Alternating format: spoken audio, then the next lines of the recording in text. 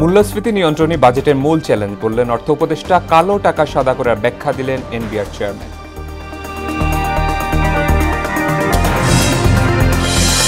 কর কাঠামোয় উচ্চবিত্তদের বেশি সুবিধা দেওয়া হয়েছে অভিযোগ সিপিডি। বাজেট বাস্তবায়ন নিয়ে অর্থনীতিবিদদের সংশয়।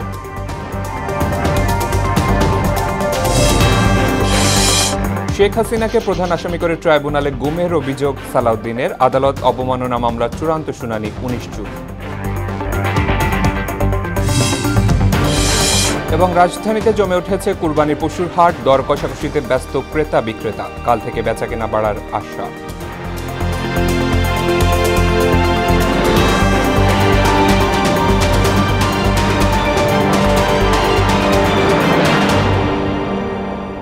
আসসালামু আলাইকুম, সবাইকে মোহনা সংবাদে স্বাগত। শুনছিলেন শিরোনাম, সঙ্গে আছি শেখ সাব্বির হোসেন। এবার বিস্তারিত। জুলাই আগস্টের মধ্যেই মূল্যস্ফীতি নিয়ন্ত্রণে আসবে বলে জানালেন অর্থ উপদেষ্টা সালেউদ্দিন আহমেদ। রাজধানীর ওসমানী স্মৃতি মিলনায়তনে বাজেট পরবর্তী সংবাদ সম্মেলনে তিনি কথা বলেন। আর বিদ্যুৎ ও জ্বালানি উপদেষ্টা ফজল কবির খান জানান, বিশ্ববাজারের সঙ্গে পাল্লা দিয়ে দেশে কমেছে নিত্যপণ্যের দাম। এতে কালো টাকা সাদা করার সুযোগ রাখার ব্যাখ্যা দিয়েছেন NBR chairman Abdur Rahman Khan. SU সেলিমের প্রতিবেদন। রাজধানীর ওসমানী স্মৃতি মিলনায়তনে বাজেট পরবর্তী সংবাদ সম্মেলনের আয়োজন করে অর্থ মন্ত্রণালয়। এতে প্রস্তাবিত বাজেটের খুঁটিনাটি তুলে ধরেন পরিকল্পনা উপদেষ্টা ওয়াহিদ উদ্দিন মাহমুদ। এই বছর আগামী বছর আরো কাজ হবে, প্রকল্পগুলোকে আরো ভালো করা হবে। কাজের তুলনা যদি করতে হয় যে আমরা স্বাস্থ্য, শিক্ষা এসব ক্ষেত্রে, সামাজিক সুরক্ষা ক্ষেত্রে বরাদ্দ বাড়িয়েছি কিনা। প্রস্তাবিত বাজেটে মূল্যস্ফীতি নিয়ন্ত্রণ নিয়ে সাংবাদিকদের প্রশ্নের জবাবে অর্থ উপদেষ্টা জানান, এ ব্যাপারে সরকারের যে পরিকল্পনা তাতে লক্ষ্য পূরণ না হওয়ার কোনো কারণ নেই। এই করা লোকের ইন্ডিয়ার মধ্যবিত্ত কোনো দরিদ্র পায়, মানে পলিসির একটা দিক হলো কি, একেবারে বলে দেওয়া হলো যেটা মধ্যবিত্ত, আলুর দাম কমানো হলো মধ্যবিত্তের জন্য, সেটা না, আমরা খাদ্যদ্রব্য কমাচ্ছি। কালো টাকা সাদা করার সুযোগ রাখা নিয়ে সাংবাদিকদের প্রশ্নের ব্যাখ্যা দেন এনবিআর চেয়ারম্যান। গত বছর 15% ট্যাক্স দিয়ে কালো টাকা ছিল, এটা স্যার গত অগাস্টেই নিয়ে আসার পরেই সাথে সাথে এটা আমরা বাতিল করে দিয়েছি। এর বাইরে স্যার আরেকটা কালো টাকার প্রভিশন ছিল স্যার, সেটাও 30 জুনে এক্সপায়ার করেছে, আমরা সেটাকে আর নেই। সেটা হলো যদি কেউ জমি অথবা বাড়ি বা ফ্ল্যাট কিনে তাহলে একটু বেশি কর দিলে এটার উপরে কেউ কোনো কর্তৃপক্ষ, এনবিআর অথবা সরকারের অন্য কোনো কর্তৃপক্ষ প্রশ্ন করবে না। বিদ্যুৎ ও জ্বালানি উপদেষ্টা জানান, নিত্যপণ্যের বাজার স্থিতিশীল রাখতে আমদানি রপ্তানি স্বাভাবিক রাখা সহ চাঁদাবাজি বন্ধে সরকারের কঠোর অবস্থানের কথা। আমাদের এই বাজেটটা হচ্ছে মেইনলি অপচয় কমানোর বাজেট। এই বাজেটটা হচ্ছে অসঙ্গতি কমানোর বাজেট। এটা ভ্যাট ছিল আমদানির পর্যায়ে, তো ভ্যাট হচ্ছে আপনার ভ্যালু এডিশন, কিন্তু গ্যাসের ক্ষেত্রে হচ্ছে যে the value addition is negative.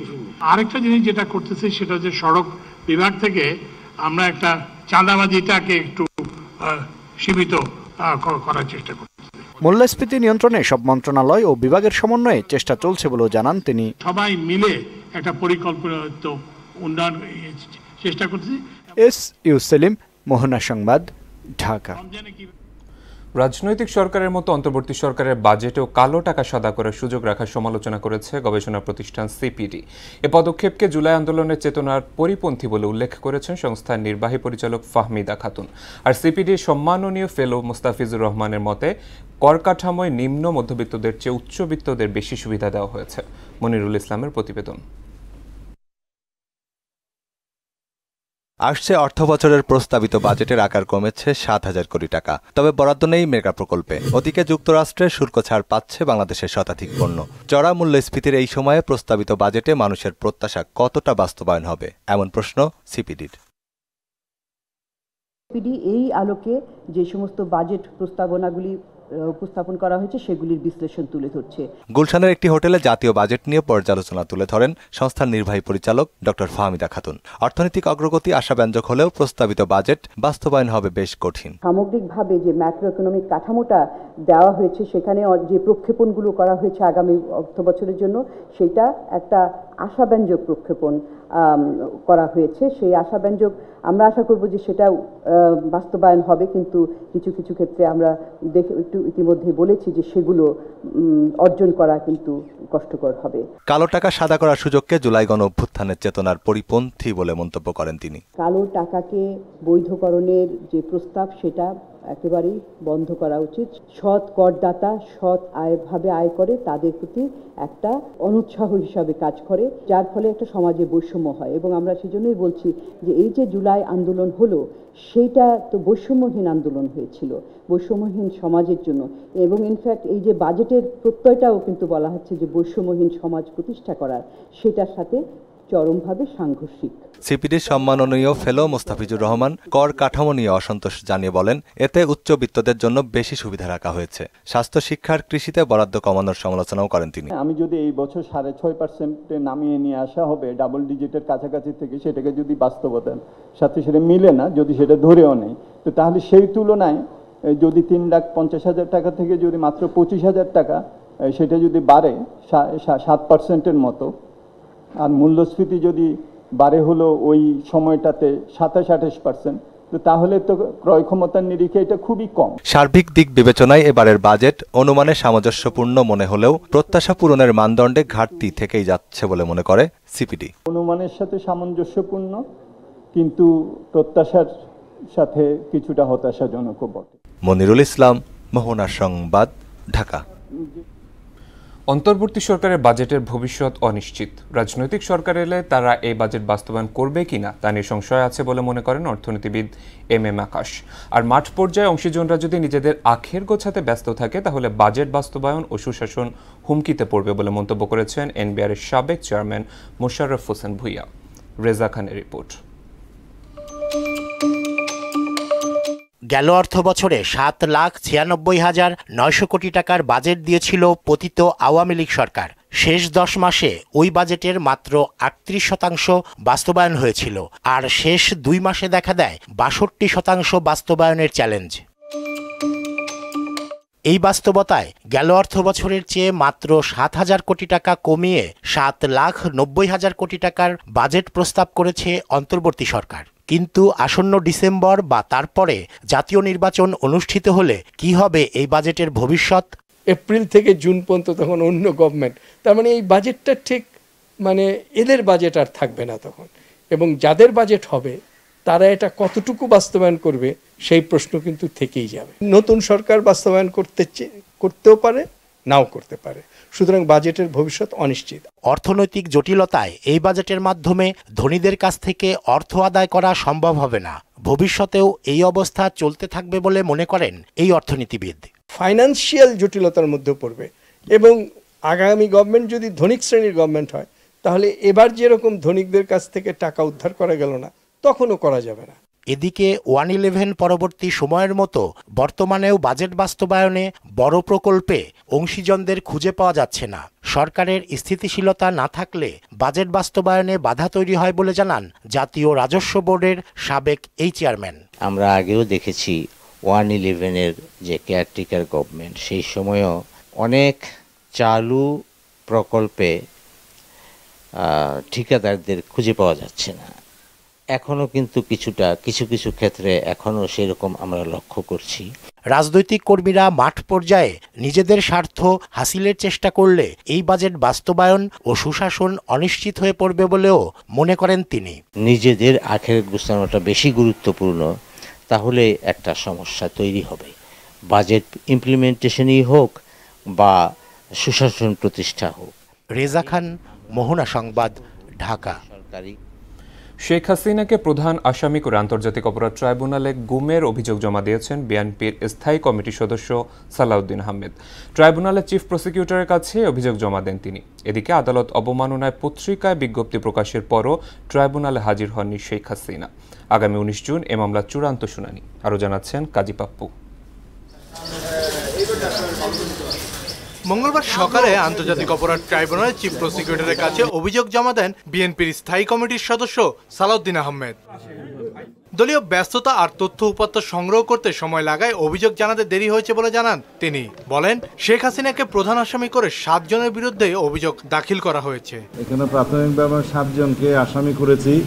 Sheikh Hasina সহ স্বরাষ্ট্রমন্ত্রী তৎকালীন সহ আরও যারা র্যাবের এবং পুলিশের যারা জড়িত ছিল, বিভিন্নভাবে মানবতা বিরোধী অপরাধ সংঘটিত হয়েছে।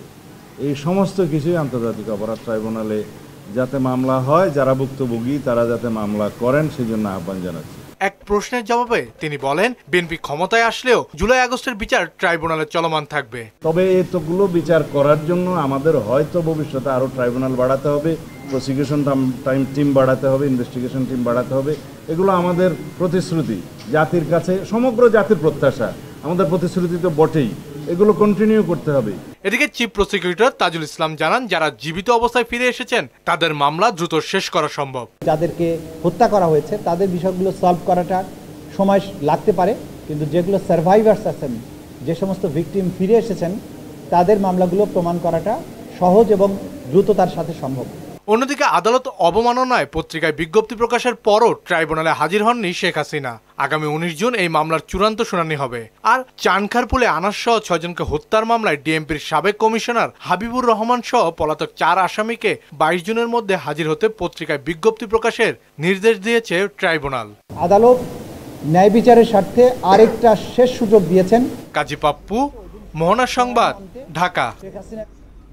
প্রয়োজনীয় সংস্কার শেষে ফেব্রুয়ারি থেকে এপ্রিলের মধ্যে জাতীয় নির্বাচন চায় জামাত।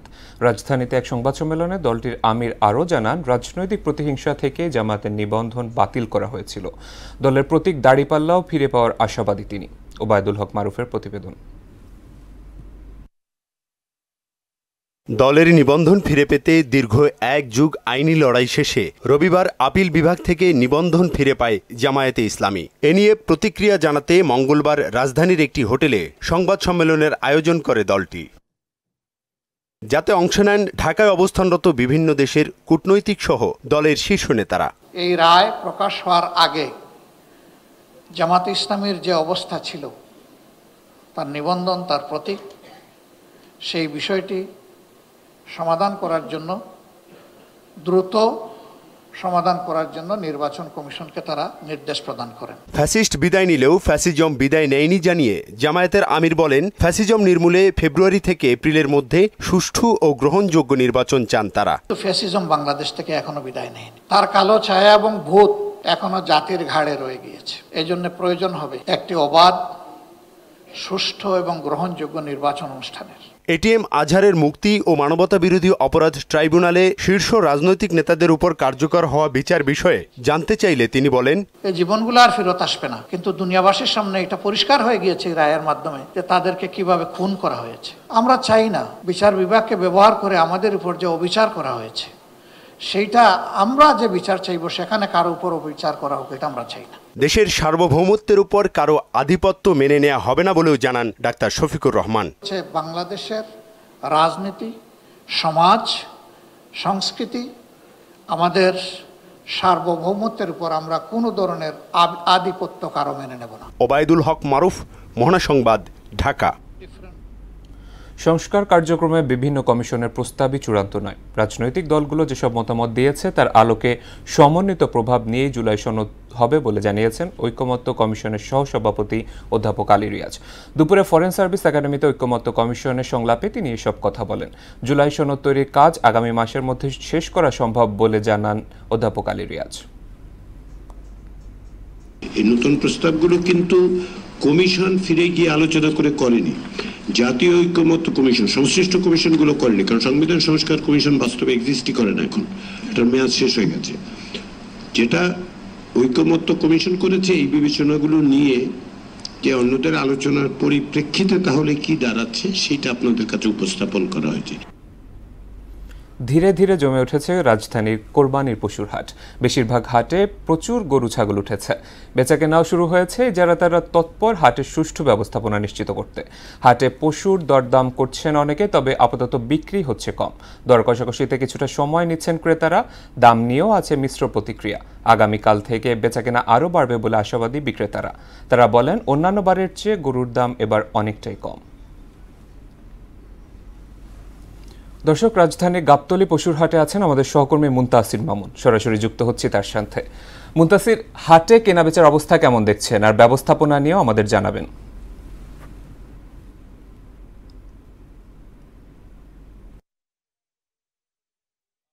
বলছিলেন সাব্বির যে হাটের বর্তমান যে পরিস্থিতি সেটি যদি বলি, হাট কিন্তু আসলে জমে উঠেছে এবং সময় সময় করার সাথে সাথেই কিন্তু আসলে মানুষ আসছেন, তারা তাদের শখের গরু দেখছেন, অনেকেই কিনে নিয়ে যাচ্ছেন, আবার অনেকেই বা দেখে যাচ্ছেন। বিভিন্ন জেলা থেকে আসা গরু ছাগল এখন কেনাবেচার অপেক্ষায় রয়েছেন ক্রেতা বিক্রেতারা, এবং ক্রেতারা বলছেন যে আসলে গতবারের তুলনায় এবারের দাম কিছুটা কম। এবং যদি আপনাকে একটু জানানোর চেষ্টা করি তাহলে হাটে শুধুমাত্র গরু কিন্তু আসলে আসছে না, অনেকেই দুম্বা এবং উটের দিকেও কিন্তু কিছুটা ঝুঁকেছেন। এবং এবছর কিন্তু আসলে এই কোরবানির পশু হাটে কিন্তু যে দুম্বা এবং উটের কিন্তু দিকে মানুষকে ঝুঁকতে বেশি দেখা গিয়েছে। এবং যদি বলি তাহলে বলা বাহুল্য যে আসলে নিরাপত্তার কথা যদি একটু আপনাদেরকে জানানোর চেষ্টা করি তাহলে সেক্ষেত্রে বলা যায় যে আইন শৃঙ্খলা বাহিনী কিন্তু সাদা পোশাকে রয়েছেন, তার পাশাপাশি রয়েছে র্যাব এবং সেনাবাহিনী টহল, এবং কিছুক্ষণ পরপরই কিন্তু আসলে তারা টহল দিচ্ছেন, এবং তারা কিন্তু তাদের যে টহলের অংশীদার হিসেবে কোনো ধরনের সমস্যা হচ্ছে কিনা সকল মানুষের সাথে কিন্তু তারা গণসংযোগ করছেন। এবং পাশাপাশি কিন্তু পাশাপাশি কিন্তু তারা বলছেন যে আসলে কোনো ধরনের অপ্রীতিকর ঘটনা যেন না ঘটে সেদিকে লক্ষ্য রাখতে। এবং পাশাপাশি কিন্তু বসানো হয়েছে সিসি ক্যামেরা সহ বিভিন্ন ধরনের তথ্য প্রযুক্তি, যাতে করে কোনো ধরনের অপ্রীতিকর ঘটনা না ঘটে। তো এই ছিল আমার কাছে গাবতলী বাজার থেকে সর্বশেষ। সাব্বির। মুনতাসির, অসংখ্য ধন্যবাদ আপনাকে। দেশের বিভিন্ন সীমান্ত এলাকা দিয়ে প্রায় প্রতিদিনই পুশিনের ঘটনা ঘটছে। আজও দেশের 3 সীমান্ত দিয়ে 56 জনকে পুশিন করেছে ভারতীয় সীমান্তরক্ষী বাহিনী বিএসএফ। চাঁপাইনবাবগঞ্জের ভোলাহাট উপজেলার চাঁদশিকারি সীমান্ত দিয়ে 8, ময়মনসিংহের হালুয়াঘাট এবং ধোবাউড়া দিয়ে 22 জন এবং পঞ্চগড় সদর উপজেলার 2 পয়েন্ট দিয়ে 26 জন বাংলাদেশিকে পুশিন করেছে বিএসএফ। কিছু উপদেষ্টা ষড়যন্ত্রকারীদের সঙ্গে সুর মিলিয়ে নির্বাচন পিছিয়ে দেওয়ার চেষ্টায় লিপ্ত হয়েছে বলে অভিযোগ করেছে বিএনপির ক্রীড়া বিষয়ক সম্পাদক আমিনুল হক। চক্রান্তকারীরা অন্তর্বর্তী সরকারকে ব্যর্থ করার অপচেষ্টা করছে বলেও অভিযোগ তার। রাজধানীতে পল্লবী থানার যুবদল আয়োজিত অনুষ্ঠানে ডিসেম্বরের মধ্যেই নির্বাচনের ব্যবস্থা করতে সরকারের প্রতি আহ্বানও জানান আমিনুল হক। হুমায়ুন কবিরের প্রতিবেদন। বিএনপির প্রতিষ্ঠাতা সাবেক রাষ্ট্রপতি জিয়াউর রহমানের 44তম শাহাদাত বার্ষিকী উপলক্ষে ধারাবাহিক কর্মসূচির অংশ হিসেবে দোয়া মাহফিল ও খাদ্য বস্ত্র বিতরণ অনুষ্ঠানের আয়োজন করেন পল্লবী থানা যুবদলের আহ্বায়ক হাজী নূর সালাম। প্রধান অতিথির বক্তব্যে বিএনপির ক্রীড়া বিষয়ক সম্পাদক ও ঢাকা মহানগর উত্তর বিএনপির আহ্বায়ক আমিনুল হক মুক্তিযুদ্ধ এবং যুদ্ধ বিধ্বস্ত বাংলাদেশকে পুনর্গঠনে জিয়াউর রহমানের অবদান তুলে ধরেন। চট্টগ্রামের সেই কালুরঘাট বেতার কেন্দ্র থেকে মেজর জিয়া তখন মহান স্বাধীনতা যুদ্ধের ঘোষণা দিয়েছিলেন। সেই যুদ্ধের ঘোষণার মাধ্যমে বাংলাদেশের আপামর সাধারণ মানুষ তার ডাকে, তার আহ্বানে সাড়া দিয়ে সারা বাংলাদেশের মানুষ উত্তেলিত হয়ে মহান স্বাধীনতা যুদ্ধে ঝাঁপিয়ে পড়েছিলেন। শহীদ রাষ্ট্রপতি জিয়াউর রহমানকে সিপাহী জনতার বিপ্লবের মাধ্যমে বাংলাদেশের সাধারণ মানুষ তাকে রাষ্ট্র পরিচালনার দায়িত্বভার দেন। বিচার ও সংস্কার নামে দেশি বিদেশি চক্র নির্বাচন পিছিয়ে দেওয়া ষড়যন্ত্র করছে বলে অভিযোগ করেন তিনি। অন্তর্বর্তীকালীন সরকারের ভিতরে ঢোকা কিছু আওয়ামী লীগের ষড়যন্ত্রকারীরা, বিদেশি ষড়যন্ত্রকারীরা, তারা এই অন্তর্বর্তীকালীন সরকারের কিছু উপদেষ্টারা তারা নির্বাচনকে টাল বাহানা করে পিছিয়ে দেওয়ার অপচেষ্টা করছে। আপনারা এখন পর্যন্ত বাংলাদেশের সাধারণ মানুষের নাগরিক যে অধিকার সেটা প্রতিষ্ঠা করতে পারেন নাই। এই জন্য আপনাদের কাছে আহ্বান করব, টাল বাহানা বাদ দিয়ে বাংলাদেশের মানুষ, বাংলাদেশ জাতীয়তাবাদী দল বিএনপি সহ সকল যুগপৎ আন্দোলনের সকল রাজনৈতিক দল আগামী ডিসেম্বরের মধ্যে নির্বাচন চায়। তারেক রহমানের নেতৃত্বে একটি মানবিক বাংলাদেশ গড়ে তোলার প্রত্যয় জানান আমিনুল হক। আমরা একটি মানবিক বাংলাদেশ গড়তে চাই এবং আমি আপনাদের এই এলাকার সন্তান হিসেবে, আমি আপনাদের একজন প্রতিনিধি হিসেবে কাজ করতে চাই। পরে জিয়াউর রহমানের আত্মার শান্তি এবং আমিনুল হকের দীর্ঘায়ু কামনায় বিশেষ মোনাজাত করা হয়। হুমায়ুন কবির, মোহনা সংবাদ, ঢাকা। ঈদের বাকি আর মাত্র 3 দিন। কিন্তু এখনও বেতন বোনাস পাননি মিরপুরের এসমি অ্যাপারেল লিমিটেডের শ্রমিকরা। উপায়ন্তর না পেয়ে রাস্তায় নেমেছেন তারা। মিরপুর 11 নম্বর সড়ক অবরোধ করে বেতন বোনাসের দাবি জানিয়েছেন শ্রমিকরা। তাদের অভিযোগ 6 মাস ধরে বেতন পাচ্ছেন না তারা। এছাড়াও প্রতিষ্ঠানটিতে নারী শ্রমিকদের শারীরিকভাবে নির্যাতন করা হয় বলেও অভিযোগ শ্রমিকদের। আমাদের দাবি একটাই, আমরা ফুল বেতন চাই। তো বেতনটা আমাকে ফুল বেতন দিতে হবে। ফুল বেতন কি লাগে দিব না আমাকে? আমরা কাজ করি নাই, ফুল মাস বেতন পাই নাই, ডিউটি করছি না। ছেলে মেয়ে কিছু মানে না, মেয়েদের গায়ে পর্যন্ত হাত উঠায়। মেয়েদের গায়ে পর্যন্ত হাত উঠায় এই ফ্যাক্টরিতে। এই ফ্যাক্টরি এত দামি। এসমি অ্যাপারেলস লিমিটেড। শ্রম মন্ত্রণালয় থেকে বলা হয়েছে আমাদের ফুল বেতন দেবে, বাংলাদেশের অল গার্মেন্টস ফুল বেতন দেবে, কিন্তু আমাদের এটা দিবে না কেন? এবার আন্তর্জাতিক প্রসঙ্গ। ইসরায়েলি আগ্রাসনে গাজায় বাড়ছে মৃতের সংখ্যা। একাধিক আশ্রয়কেন্দ্রে হামলা চালিয়ে আরও অর্ধশতাধিক ফিলিস্তিনিকে হত্যা করেছে নেতানিয়াহু সেনারা। এতে ৫৪,৫০০ ছাড়িয়েছে উন্নীত প্রাণহানি। এদিকে রোববার রাফা অঞ্চলে ত্রাণ নিতে আসা ফিলিস্তিনিদের ওপর গুলি চালানোর ঘটনা নিরপেক্ষ তদন্তের আহ্বান জানিয়েছে জাতিসংঘ। অন্যদিকে মালির উত্তরাঞ্চলে দুদফা সংঘর্ষে ৩০ সেনা সদস্য ও ১৪ আল কায়েদা জঙ্গি নিহত হয়েছে। খেলার খবর, ক্রিকেট। আইপিএলের 18তম আসরের পর্দা নামছে আজ। শিরোপা লড়াইয়ে বাংলাদেশ সময় রাত 8টায় আহমেদাবাদের নরেন্দ্র মোদী স্টেডিয়ামে মুখোমুখি হবে রয়্যাল চ্যালেঞ্জার্স বেঙ্গালুরু ও পাঞ্জাব কিংস। দু দলের সামনে এখন প্রথমবার ট্রফি ছোঁয়ার স্বপ্ন। চলতি আসরে এর আগে মোট 3বার মুখোমুখি হয় দুদল। সবশেষ প্লে অফের প্রথম কোয়ালিফায়ারে পাঞ্জাবকে 8 উইকেটে হারিয়ে সরাসরি ফাইনালে পা রাখে বিরাট কোহলির দল। নারী ওয়ানডে বিশ্বকাপের ভেন্যু ও তারিখ ঘোষণা করেছে আইসিসি। টুর্নামেন্টের মূল আয়োজক ভারত। বেঙ্গালুরুর এম চিন্নাস্বামী স্টেডিয়ামের, গৌহাটির এসিএ স্টেডিয়ামে এবং ইন্দোরের হোলকার স্টেডিয়াম এবং বিশাখাপত্তমের এসিএ ভিসিডিএসিএ স্টেডিয়ামে হবে খেলা। তবে পাকিস্তানের ম্যাচগুলো হবে শ্রীলঙ্কার কলম্বোতে প্রেমাদাসা স্টেডিয়ামে। এদিকে 2026 সালের নারী টি-20 বিশ্বকাপের ভেন্যু ও তারিখ চূড়ান্ত করেছে আইসিসি। 12টি দল নিয়ে ইংল্যান্ডের 12 জুন থেকে শুরু হবে খেলা। শেষ করব মোহনা সংবাদ, যাবার আগে শিরোনামগুলো আরও একবার।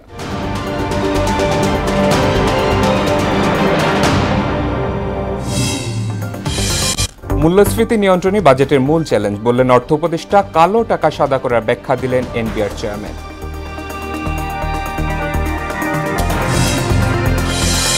কর কাঠামোয় উচ্চবিত্তদের বেশি সুবিধা দেওয়া হয়েছে, অভিযোগ সিপিডি। বাজেট বাস্তবায়ন নিয়ে অর্থনীতিবিদদের সংশয়। শেখ হাসিনাকে প্রধান আসামি করে ট্রাইব্যুনালে গুমের অভিযোগ সালাউদ্দিনের। আদালত অবমাননা করার চূড়ান্ত শুনানি 19 জুন। এবং রাজধানীতে জমে উঠেছে কোরবানির পশুর হাট। দর কষাকষিতে ব্যস্ত ক্রেতা বিক্রেতা। কাল থেকে বেচা কেনা বাড়ার আশা।